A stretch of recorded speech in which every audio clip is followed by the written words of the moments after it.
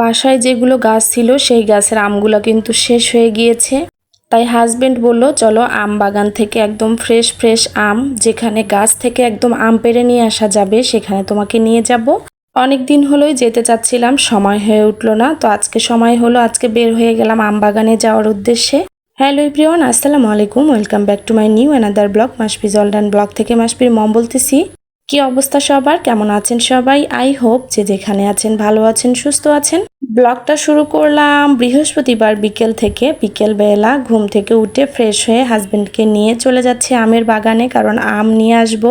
আম বাগানে গেলে কিন্তু একটা সুবিধা আছে, গাছ থেকে নিজে পছন্দ করে আম পেড়ে নিয়ে আসা যায়। ওই দেখেন সূর্যটা কিন্তু ডুবু ডুবু ভাব। পরন্ত বিকেলেই বের হয়ে যাচ্ছি আম বাগানের উদ্দেশ্যে, আপনাদের সাথে শেয়ার করব তো কি আম নিয়ে আসলাম। যারা এই মুহূর্তে আমার ভিডিওটি দেখা শুরু করেছেন তারা প্লিজ একটা লাইক দিয়ে একটা কমেন্ট করে আমার সাথে থাকতে পারেন। আর যদি আমার ভিডিওটি ভালো লাগে প্লিজ আমার চ্যানেলটি সাবস্ক্রাইব করে দিয়ে আমার পাশে থেকে যেতে পারেন।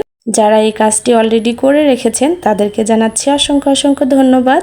তো এই যে আমার পিচ্চি সোনা পাখিটাও রেডি হয়ে গিয়েছে, ওর যে কত মজা, ও ঘুরতে যাওয়ার কথা বললেই অনেক মজা পায়। তিনজন একসাথে হেঁটে হেঁটে চলে যাচ্ছে আম বাগানে। আম বাগানটা কিন্তু আমার বাসা থেকে খুব কাছে। একটা লোককে ডেকেছি আমগুলো নিয়ে আসার জন্য, কারণ আম তো আমরা একা একা নিয়ে আসতে পারবো না। তো একটা ভাইকে বলেছি, ভাই চলুন আমের ব্যাগ নিয়ে আসতে হবে, আপনাকে যেতে হবে। তো সে যাওয়ার জন্য রাজি হলো। সেই ভাইটাকে নিয়ে দেখেন চলে এসেছি আম বাগানে। আম বাগানে এসে দেখি অর্ধেক বাগানের আম আজকে পেরে ফেলেছে, কারণ এখান থেকে এরা প্রতিদিন গাড়িতে করে আম পাঠায়, আর বাকি অর্ধেকটা বাগানের আম এখনো পাড়া হয়নি। বিশাল বড় আম বাগান, পুরো আম বাগানটা ঘোরার খুব ইচ্ছা ছিল, কিন্তু দেখেন আমার এখানে প্রচুর পরিমাণে বৃষ্টি হয়েছে, আম বাগানের মাঝে মাঝে পানি জমে আছে। তো মাসফির বাবা আমাদেরকে বলেছে যে আম বাগানের ভিতর প্রচুর পরিমাণে মশা, খুব একটা হাঁটাহাঁটি করবা না, কিছুক্ষণ থেকেই আমরা আম নিয়ে চলে যাব। তারপরেও বাচ্চাকে কিন্তু ওর বাবার কাছে রেখে আমি একটু হাঁটাহাঁটি করে দেখতেছিলাম কোন গাছে কোন আম। আর ল্যাংড়া আম তো খুব বেশি পরিমাণে মিষ্টি, হাড়ি ভাঙা আমও। আর এই বাগানের মধ্যে একটা ছোট্ট ঘর বানিয়ে এখানে কিন্তু বাগানে যে কাজ করে সেই ভাইগুলা থাকে। আর দেখেন মাশাল্লাহ আমি নিজ হাতে আম পেড়েছি আজকে, পছন্দ মতো আম পেড়ে পেড়ে তারপরে নিয়ে এসেছি। আমগুলা দেখে এত ভালো লাগতেছিল। বাজার থেকে এখন আম কিনতে গেলে তো প্রচুর পরিমাণে ফরমালিন, আর এভাবে বাগান থেকে যদি আম পেড়ে খাওয়া যায় মাশাল্লাহ কত সুন্দর বলেন তো। এখানে আমি আম দেখতেছিলাম আর ওখানে যে ভাইগুলো আছে জিজ্ঞেস করতেছিলাম এটা কি আম, ওটা কি আম, এটা আর কতদিন পর পারা যাবে, এই সব আর কি। তো অনেক আম কিন্তু গাছে পেড়ে আছে, আমি 2-3টা আম ওখান থেকে পেড়ে নিয়েছি। আর এখন আশেপাশের গাছগুলা দেখতেছি, হাড়ি ভাঙা আমের গাছগুলা দেখতেছি। ল্যাংড়া এবং হাড়ি ভাঙা আমি এই বাগানের মধ্যে আছে।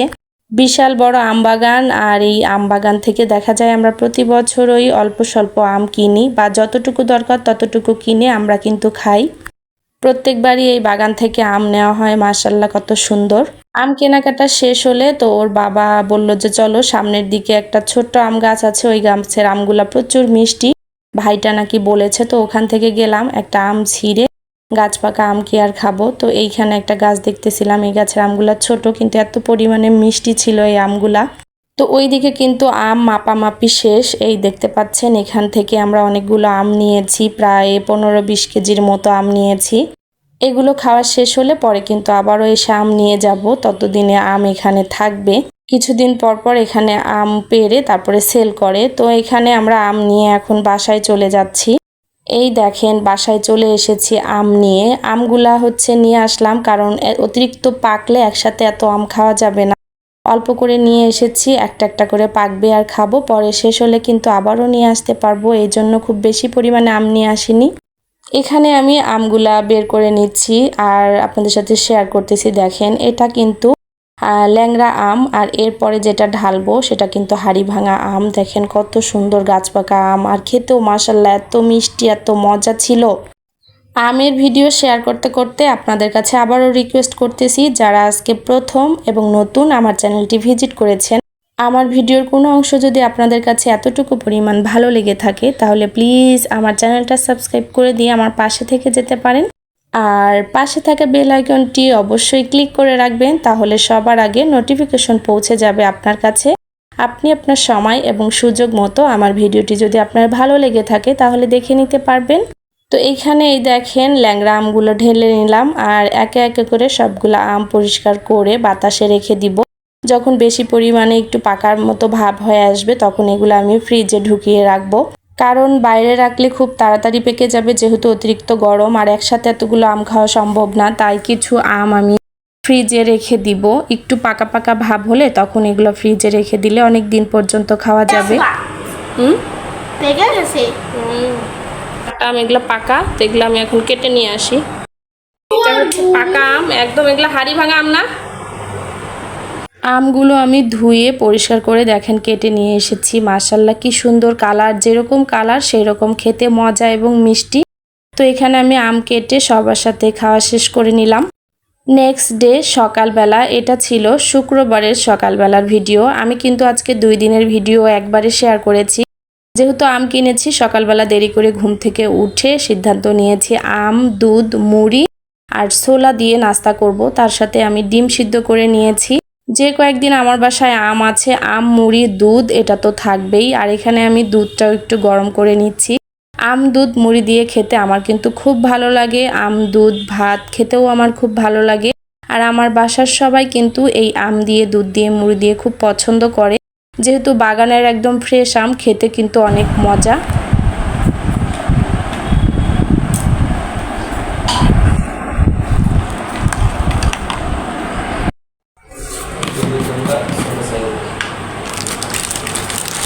ছোটো সাইজের ভালো হয়েছে, ডিম নাই তো, ডিম থাকলে ওগুলো ভালো লাগে না কেমন, মানে মাছগুলো ডিম থাকলে মাছগুলো কেমন যেন একটু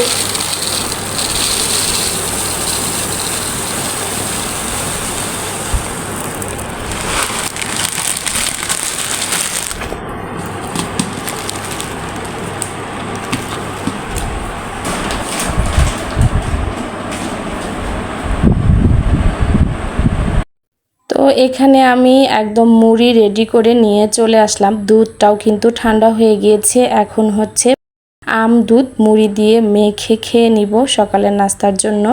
তো আমার ছেলে কিন্তু মাশাআল্লাহ অনেক পছন্দ করে। ওর বাবা হচ্ছে ছোলা মুড়িটা আগে খাবে, ডিম সিদ্ধ খাবে, তারপরে নাকি আম খাবে।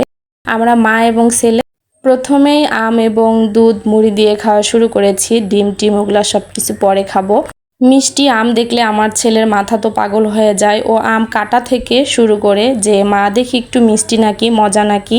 তো কেটে যে দিব সেটুকু সময়ও তার সহ্য হয় না।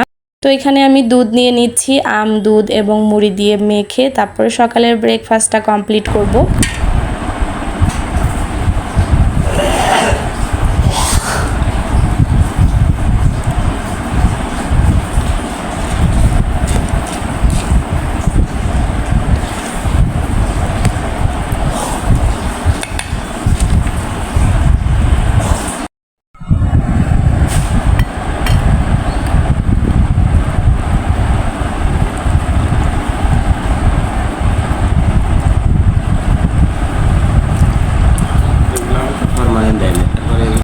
নাস্তা শেষ করে একটু বসেছিলাম। এর মাঝখানে কিন্তু মাসফির বাবা যেহেতু শুক্রবার কিছু টুকিটাকি বাজার লাগবে সেগুলো নিয়ে চলে এসেছে।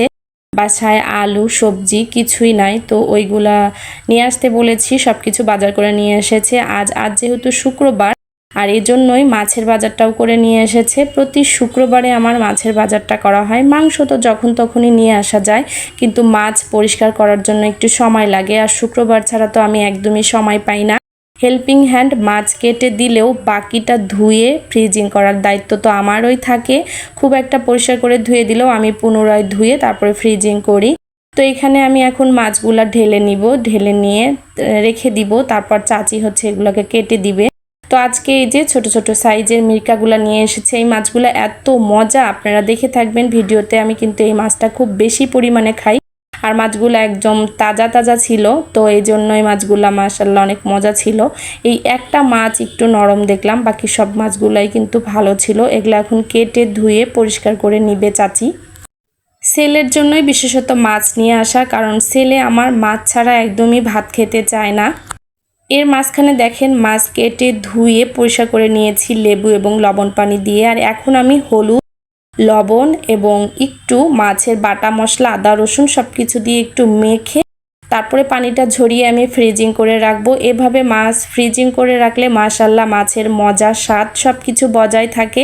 এভাবে একবার হলেও ট্রাই করবেন। মাছ দীর্ঘদিনের জন্য বা 1 মাসের জন্য 7 দিনের জন্য ফ্রিজিং করে রাখলে এভাবে রাখবেন, দেখবেন মাছের স্বাদটা একদম ঠিকঠাক থাকে। আর যদি শুধু মাছটা রাখা হয় তাহলে আমার কাছে মনে হয় না স্বাদটা খুব একটা বেশি থাকে। প্রতি সময়ই আমি মাছটা এভাবে ফ্রিজিং করে রাখি। মাছ ফ্রিজিং করা শেষে এখন দুপুরের রান্না বসিয়ে দিলাম। আজকে রান্না করব কচুর মুখী এবং পটল দিয়ে মাছের ঝোল। আর পটলের যে চোচা আছে ওগুলা দিয়ে একটা মাছের চাকা নিয়েছি, ওটা দিয়ে ভর্তা করব। কড়াইতে তেল দিয়ে নিলাম, পেঁয়াজ মরিচ ভাজা হয়ে গেলে সব ধরনের মশলা দিয়ে কষিয়ে সবজিটা তারপরে আমি মাছ দিয়ে ঝোল দিয়ে দিব। এদিকে মাছগুলো একটু আমি হালকাভাবে ভেজে নিচ্ছি, কারণ যেটা যখন ঝোলের তরকারি রান্না করি মাছগুলো একটু হালকাভাবে ভেজে নিলে কিন্তু খুব ভালো হয়।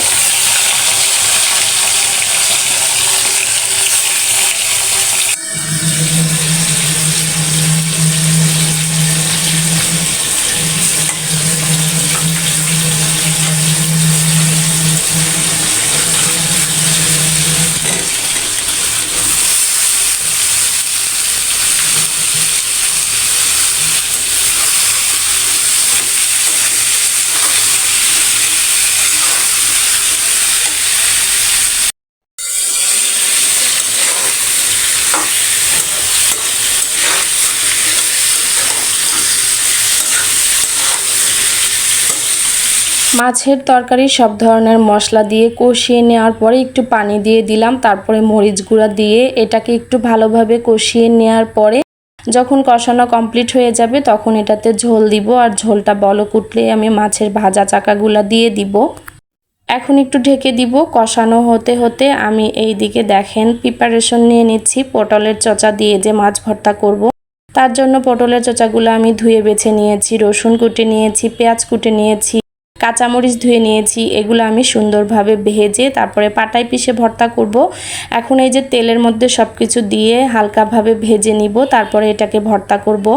পটলের চচা দিয়ে এই প্রথম আমি মাছ ভর্তা করে খাচ্ছি, কিন্তু মাশাআল্লাহ অনেক মজা লেগেছে।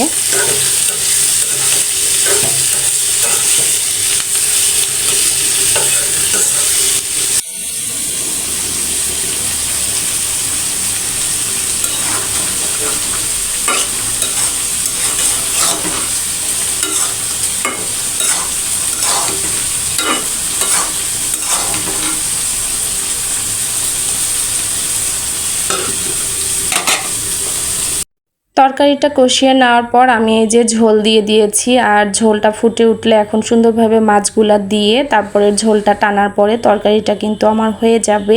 আর এই দিকে দেখতে পাচ্ছেন পটলের চোচাগুলা কি সুন্দরভাবে ভাজা হয়ে গিয়েছে। এখন ওগুলো আমি পাটায় পিষে নিব।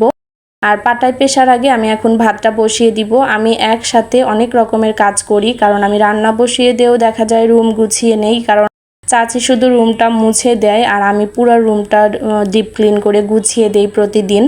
তো ভাত বসানোর পরে এখন আমি এই যে শিলপাটা এগুলো বেটে ভর্তা করে নিব।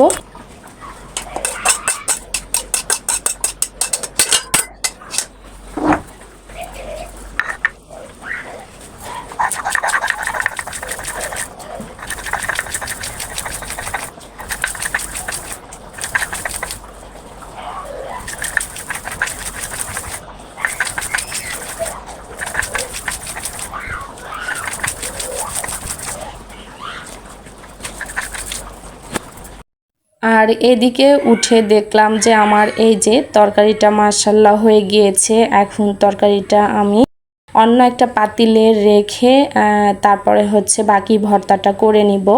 এতে করে দেখা যায় কড়াইটার সাথে সাথে মেজে রাখলে কড়াইটা কিন্তু একদম সাদা থাকে, আর কড়াইটার মধ্যে তরকারিটা রেখে দিলে কড়াইটার কিন্তু কালারটা চেঞ্জ হয়ে যায়। তাই পাতিলে আমি তরকারিটা ঢেলে কড়াইটা এখন ধুয়ে রেখে দিব। দেখেন মাশাআল্লাহ কত সুন্দর হয়েছে আমার তরকারিটা। এদিকে কিন্তু আমার ভর্তাটাও শেষ। ব্লেন্ডারে ভর্তা করে আসলে আমি মজা পাই না, কারণ পাটায় পিষে ভর্তা খেয়ে যে মজাটা হয় আমার ব্লেন্ডারের ভর্তার সেই মজাটা পাই না। এজন্য আমি যখন ভর্তা করি বেশিরভাগ ভর্তা দেখে থাকবেন আমার ভিডিওতে আমি পাটায় পিষেই ভর্তা করি। পাটায় পিষে ভর্তা খাওয়ার মজাটাই আলাদা, ঠিক আছে। আর আমার কাছে ব্লেন্ডারের ভর্তাটা একদমই ভালো লাগে না। ভর্তা করা শেষ। এদিকে আমি ভাতও বসাই দিয়েছি, ভাতটাও প্রায় হয়ে গেছে। আর দেখেন ভর্তাটা দেখতে কি লোভনীয় লাগতেছে। গরম গরম ভাতের সাথে যদি এরকম একটা ভর্তা হয় বলেন তো কেমন লাগবে। মাশাআল্লাহ, আমার তো খেতে অনেক অনেক অনেক বেশি মজা লেগেছিল। তো ভর্তার সাথে সাথে আজকের ভিডিওটা এখানে রেখে দিচ্ছি। ভিডিওটা ভালো লাগলে ফ্রেন্ডস এবং ফ্যামিলির সাথে শেয়ার করতে পারেন, আর অবশ্যই লাইক দিয়ে কন্টিনিউ করবেন। আজকের মতো এখানেই বিদায় নিচ্ছি, দেখা হয়ে যাবে নেক্সট কোনো ভিডিওতে। ততক্ষণ পর্যন্ত সবাই ভালো থাকবেন, সুস্থ থাকবেন, আর আমাদের জন্য দোয়া রাখবেন। আল্লাহ হাফেজ সবাইকে।